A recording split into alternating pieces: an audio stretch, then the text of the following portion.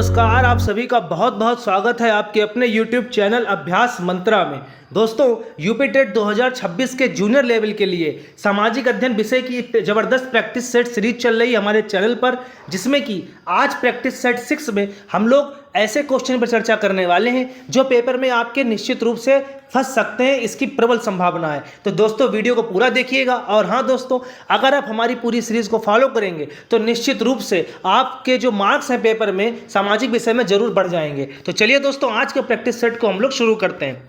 दोस्तों, सबसे पहला प्रश्न जो है वो है, किस संधि के माध्यम से अंग्रेजों को बंगाल, बिहार और उड़ीसा की दीवानी प्राप्त हुई थी? देखिए, दीवानी का मतलब होता है दोस्तों राजस्व वसूलने का अधिकार। अब बक्सर का युद्ध हुआ था 1764 में, तो इस बक्सर युद्ध के बाद ही अंग्रेजों को दीवानी के अधिकार प्राप्त हो गए। अब 1764 में जब बक्सर का युद्ध हुआ, उसके बाद इलाहाबाद की दो संधियां हुई थी। पहली संधि हुई थी 12 अगस्त 1765 को और दूसरी हुई थी 16 अगस्त 1765 को। तो जो इलाहाबाद की प्रथम संधि थी, यानी कि 12 अगस्त 1765 को, उस दिन ये संधि में प्रावधान कर दिया गया था कि आज से जो अंग्रेज हैं, यानी कि जो कंपनी है, उसको राजस्व वसूलने का अधिकार यानी दीवानी के अधिकार प्राप्त करा दिए जाएंगे। तो इस प्रकार से इस क्वेश्चन का सही जवाब होगा ऑप्शन बी। अगला प्रश्न है, ब्रिटिश काल में लागू की गई रैयतवाड़ी व्यवस्था के प्रमुख जन्मदाता किसे माना जाता है?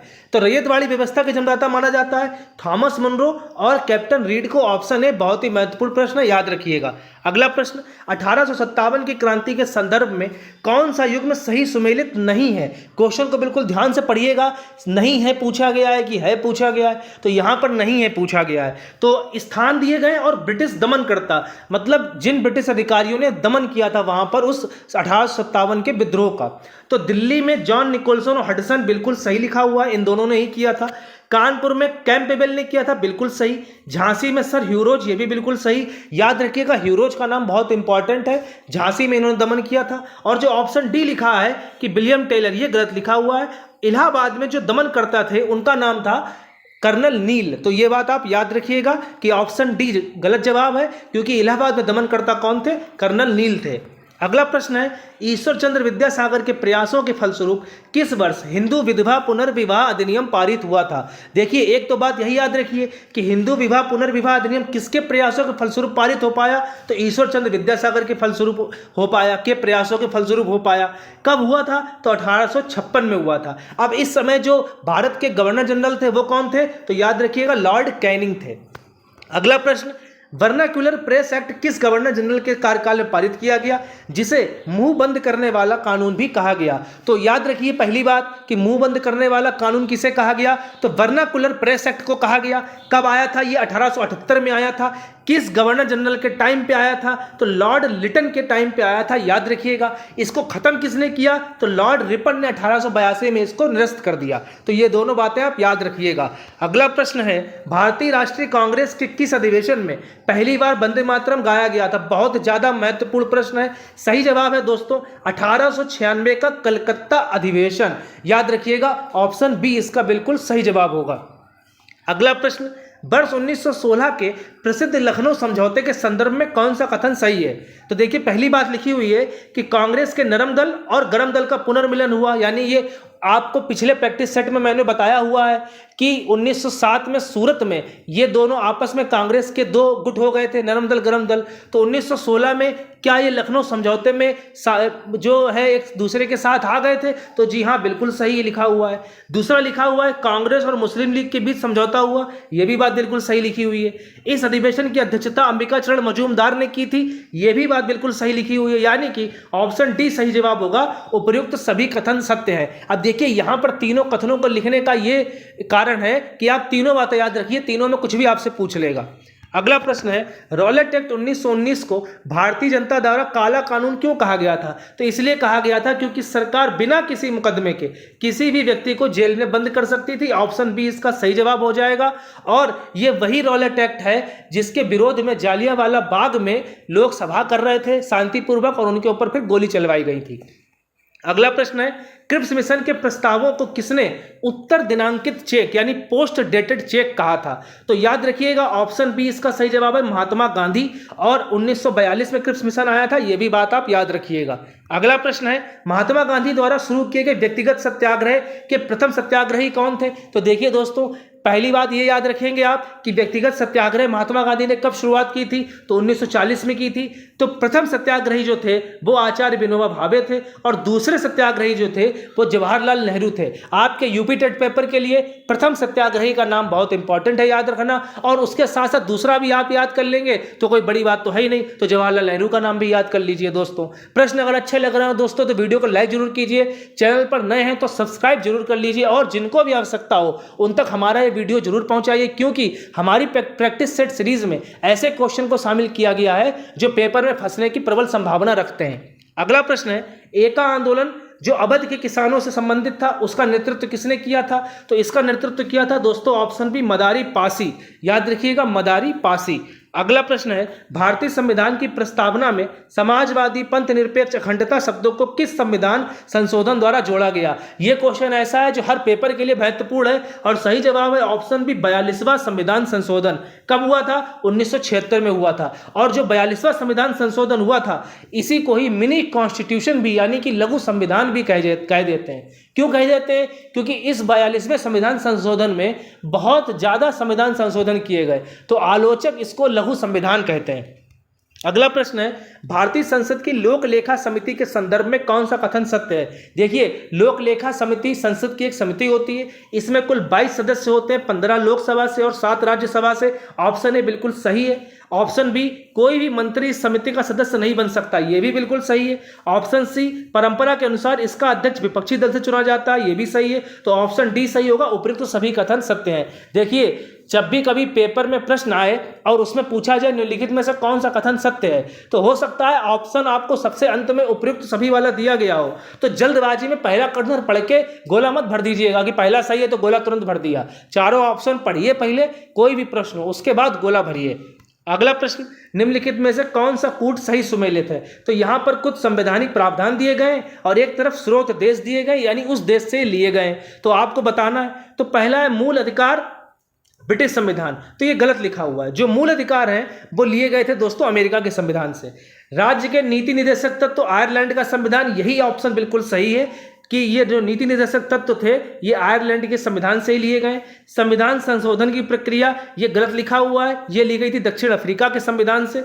आपातकालीन उपबंध ये भी गलत लिखा हुआ, ये लिए गए थे जर्मनी के वाइमर संविधान से। तो ऑप्शन बी इसका सही जवाब है, लेकिन चारों बातें आपको पता होनी चाहिए कि कौन सा प्रावधान किस देश से लिया गया है। अगला प्रश्न, किस संविधान संशोधन अधिनियम के द्वारा लोकसभा और राज्य विधानसभाओं के चुनाव में मतदान की आयु 21 वर्ष से घटाकर 18 वर्ष कर दी गई। बहुत ही महत्वपूर्ण प्रश्न है।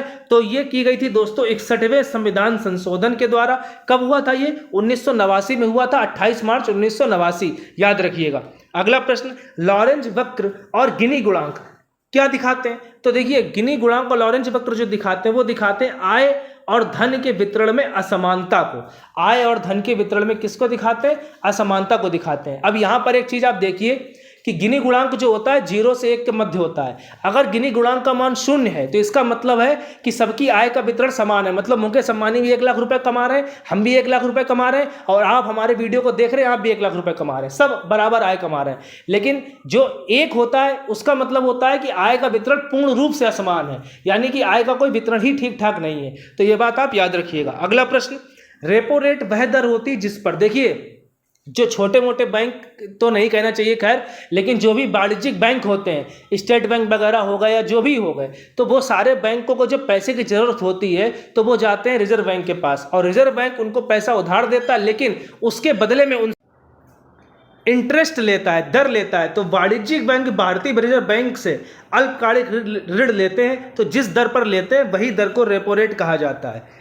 अगला प्रश्न है, भारत में वस्तु एवं सेवा कर किस प्रकार का कर है और इसे किस संविधान संशोधन द्वारा लागू किया गया था। तो देखिए, वस्तु एवं सेवा कर जो है यह एक अप्रत्यक्ष कर है, यह तो बात बिल्कुल सही लिखी हुई है, लेकिन ये 103वां संविधान संशोधन नहीं है, 101वां संविधान संशोधन अधिनियम हुआ 2016 में। कब हुआ, 2016 में।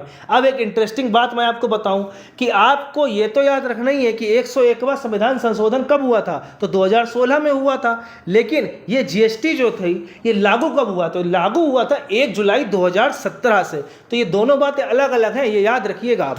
अगला प्रश्न, निम्नलिखित में से कौन सी पंचवर्षीय योजना महालनोबिस मॉडल पर आधारित थी, जिसमें भारी उद्योगों और बुनियादी ढांचे के विकास पर विशेष बल दिया गया था? तो सही जवाब है ऑप्शन बी, द्वितीय पंचवर्षीय योजना 1956 से 61।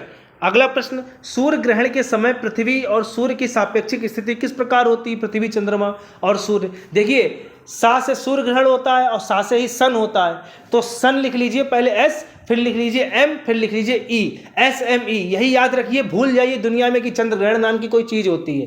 केवल आपको सूर्य ग्रहण याद रखना है। सा से सूर्य ग्रहण होता है, सा से सूरज होता है, सा से सन होता है, यानी एस पहले लिख लीजिए, फिर ME याद कर लीजिए, तो SME याद कर लीजिए, बस यही याद रखना है। तो यानी चंद्रमा बीच में आता है, सूर्य किसी के बीच में नहीं आता, बहुत अच्छा आदमी है, तो सूर्य तो कभी नहीं आएगा। अब अगर चंद्र ग्रहण का क्वेश्चन आ जाए तो पृथ्वी को बीच में कर देना, तो एक ही याद रखिए, SME, सूर्य ग्रहण। तो सही जवाब क्या होगा कि जब चंद्रमा पृथ्वी और सूर्य के बीच में आ जाता है, ऑप्शन सी। अगला प्रश्न है, राज्य विधानसभा का सदस्य बनने के लिए भारत के नागरिक की न्यूनतम आयु तो 25 वर्ष होनी चाहिए। देखिए, विधानसभा हो या लोकसभा हो, तो उसके लिए 25 वर्ष होनी चाहिए, और अगर राज्यसभा है या विधान परिषद है तो उसके लिए 30 वर्ष होनी चाहिए, याद रखिएगा। अगला प्रश्न, भारतीय संविधान लागू होने के बाद से वित्तीय आपातकाल भारत में अब तक कितनी बार लगाया गया? देखिए, भारत में 3 तरीके के आपातकालों का प्रावधान है। अनुच्छेद 352 राष्ट्रीय आपातकाल युद्ध के समय, अनुच्छेद 356 राष्ट्रपति शासन, अनुच्छेद 360 वित्तीय आपातकाल। तो जो वित्तीय आपातकाल है वो भारत में अभी तक एक भी बार नहीं लगाया गया। ऑप्शन डी इसका बिल्कुल सही जवाब होगा। अगला प्रश्न, भारत के राष्ट्रपति पर महाभियोग चलाने की प्रक्रिया संविधान के किस अनुच्छेद में है? तो अनुच्छेद 61 में है, याद रखिएगा। राष्ट्रपति का चुनाव अनुच्छेद 54। अगला प्रश्न, स्वतंत्र भारत के प्रथम लोकसभा अध्यक्ष कौन थे? तो प्रथम लोकसभा अध्यक्ष थे GV मावलंकर, जिनका पूरा नाम है गणेश वासुदेव मावलंकर, यानी ऑप्शन बी इसका सही जवाब हो जाएगा। अगला प्रश्न, सिमलीपाल टाइगर रिजर्व भारत के किस राज्य में है? तो ये उड़ीसा राज्य में है, ऑप्शन बी इसका सही जवाब है। अगला प्रश्न है, पृथ्वी की भूपर्पटी में सर्वाधिक मात्रा में पाया जाने वाला रासायनिक तत्व कौन सा है? बहुत ही ज्यादा महत्वपूर्ण प्रश्न। सही जवाब है दोस्तों ऑक्सीजन, लगभग 46.6% ये ऑक्सीजन जो है ये भूपर्पटी में पाई जाती सर्वाधिक। अगला प्रश्न है, वायुमंडल में पाई जाने वाली गैसों में आर्गन गैस की मात्रा कितनी है? देखिए, 78.08% नाइट्रोजन, 20.95% ऑक्सीजन, 0.93% आर्गन और 0.04% कार्बन डाइऑक्साइड। तो ऑप्शन सी इसका बिल्कुल सही जवाब होगा। बाकी सबके कंपोजिशन भी आप याद रखिएगा। अगला प्रश्न है, भारत का कौन सा राज्य 3 तरफ से अंतरराष्ट्रीय सीमा बांग्लादेश से घिरा हुआ है? देखिए, बांग्लादेश सबसे लंबी सीमा साझा करता है भारत के साथ, ये बात आप याद रखिएगा। कितनी? 4096 किलोमीटर लगभग। दूसरा, बांग्लादेश के जो बांग्लादेश है वो भारत के 5 राज्यों को स्पर्श करता है। कौन कौन से? पश्चिम बंगाल, असम, त्रिपुरा, मेघालय और मिजोरम। और सब जो 3 ओर से घिरा हुआ है वो है त्रिपुरा।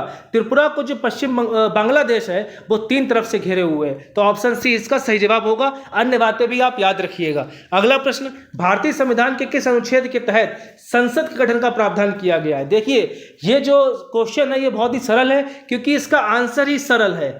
कैसे सरल है? देखिए, सा से संसद, रा से राज्यसभा और ला से लोकसभा, ये बात आप याद रखिए। तो जो संसद का गठन है वो 79, जो राज्यसभा है वो 80 और लोकसभा है 81। तो बस इतना क्रम से याद कर लीजिए। तो अनुच्छेद 79 सही है। संसद के गठन का पूछा जाए अनुच्छेद 79 लगाइए, लोकसभा का पूछा जाए तो 81 और राज्यसभा पूछा जाए तो 80। दोस्तों, प्रश्न अच्छे लग रहे हो तो वीडियो को लाइक जरूर करते रहिए। चैनल पर नए हैं तो सब्सक्राइब कर लीजिए, और जिनको भी आवश्यकता हो उन तक ये वीडियो हमारा जरूर पहुंचाइए। और एक बात कि अगर आपको किसी भी प्रश्न में या किसी भी टॉपिक से संबंधित कोई भी कंफ्यूजन हो या जानकारी चाहिए तो आप कमेंट बॉक्स में जरूर लिखिएगा दोस्तों। और दोस्तों, अंतिम प्रश्न है, भारत के केंद्रीय बैंक भारतीय रिजर्व बैंक का राष्ट्रीयकरण कब हुआ? इसकी स्थापना हुई थी दोस्तों 1 अप्रैल 1935 स्थापना वर्ष है, लेकिन इसका राष्ट्रीयकरण हुआ था 1949। याद रखिएगा, ऑप्शन सी इसका सही जवाब है। अगर स्थापना पूछी जाए तो 1935। तो आज के वीडियो में इतना ही दोस्तों। वीडियो पसंद आया हो तो लाइक कर दीजिएगा। बहुत बहुत धन्यवाद दोस्तों।